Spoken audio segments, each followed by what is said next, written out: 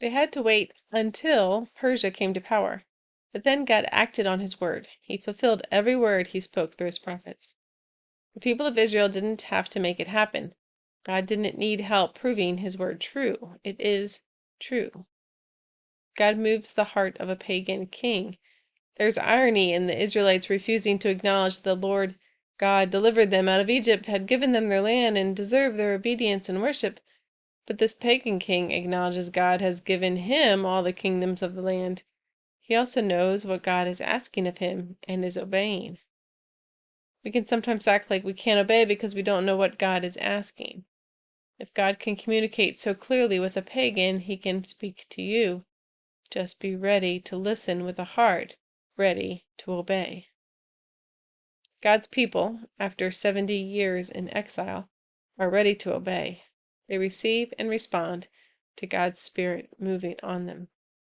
Their hearts were prepared to listen. God gives them the task of rebuilding the temple. It is a monumental task.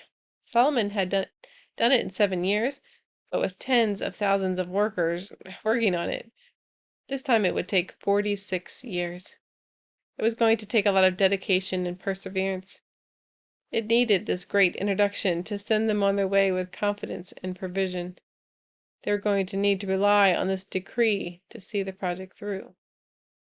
God stirs up the Israelites to return and carry out this task. They plunder Egypt, so to speak, and are sent along with gold and silver. People give a freewill offering to the temple. I wonder if that humbled the Israelites.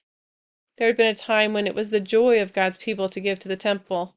Now the pagans are doing what they should have been doing, what the Israelites should have been doing. It reminds me of the rocks crying out if God's people stay silent. If God's will be done, wouldn't you rather be the one doing it? This is a great day in Israel's history, even if bittersweet in that it only happened because they first fell away. But it's a returning. Revival is springing forth. His compassions did not fail. His people were not forsaken. His promises about the land and the temple were not forgotten.